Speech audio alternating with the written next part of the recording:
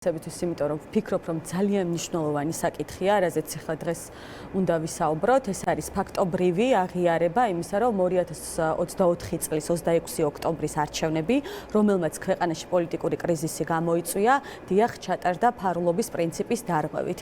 ამის აღიარება მოუწია გუშინ ცენტრალურ საარჩევნო კომისიას, როცა თქვა, რომ უნდა გაუმჯობესოს ტექნოლოგიებით ხმის მიცემის ნაწილი, ანუ ბიულეტენი უფრო მეტად უნდა დაფაროს და რაც კიდევ ერთი დამატებითი მექანიზმი დაუყენოს იმისთვის, რომ ფარულობა დაიცვას, ანუ ნიშნავს, რომ მაშინ როცა არ იყო ეს მექანიზმები, დარღვეული იყო პრინციპი და მეორე, საიმიჯო კლიპში საუბრობენ, რომ მეუთა ოდირის დასკვნების და რეკომენდაციების გათვალისწინება მოხდაო.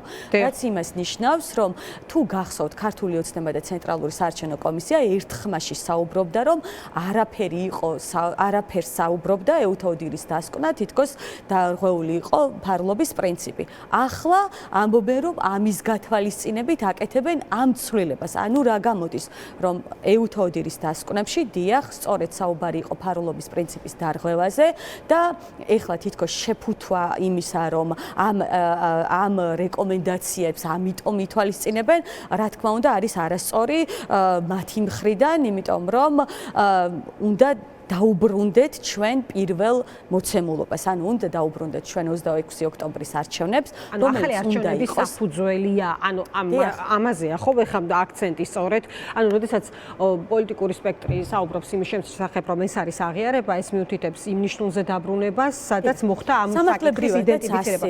სხვათა შორის იდენტიფიცირება სიტყვა ცესკოს გამოყენებული აქვს მის განმარტებაშიც, რომელიც მოაყოლა ამ საკითხს, რომ მნიშვნელოვანიაო ჩვენთვის იდენტიფიცირებული თუ პოტენციური რისკები თაობაზე კომპეტენციის ფარგლებში მივიღოთ შესაბამისი ზომები პრევენციის მიზნით. დიახ, რომ გავიხსენოთ 26 ოქტომბრის შემდეგ საჩივრების პროცესი თვითონ ცენტრალურ საარჩევნო კომისიაში, აღარ ვსაუბრობ სასამართლოში, მუდმივად იყო მტკიცება იმისა, რომ ფარულობის პრინციპი არ ირღვეოდა.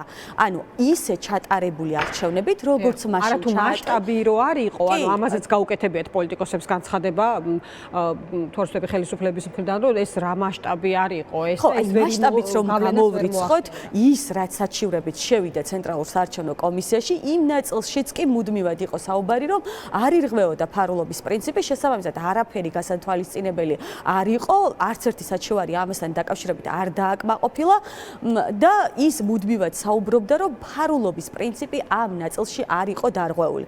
ახლა რას ვხედავთ? ანუ რატომ ამატებენ მაშინ აპარატებს რაღაც დამცავ მექანიზმს და რატომ იქნება ბიულეტენის ხვანაირად შეფუთული, თუ მაშინ პრობლემა არ იყო, ხო? აი ესე გამოვიდა, რომ აღიარეს ის, რაზეც საუბრობდა, არა მხოლოდ ჩვენ ჩართული მხარეები, საზოგადოება, რამაც პოლიტიკური კრიზისი გამოიწვია ქვეყანაში და რის გამოც ყავს პოლიტიკური პატიმრები, ხო? ეხლა აქედან გამომდინარეც კიდევ უფრო მეტად ლეგიტიმური ხდება ის მოთხოვნა, სწორედ, ანუ ახალი არჩევნებით სამართლებრივადაც ასე განიმარტება, ანუ 26 ოქტომბრის შემცვლელი, ანუ ახალი არჩევნები, ხელახალი არჩევნები უნდა გაიმართოს იმისთვის, რომ პარლამენტსაც ლეგიტიმაცია მიენიჭოს, შემდეგ მის მიერ არჩეულ ბჭყალებში პრეზიდენტს და ყველა იმ ინსტიტუტს, რომელიც ესე ფორმირდება პარლამენტის მიერ. მადლობა.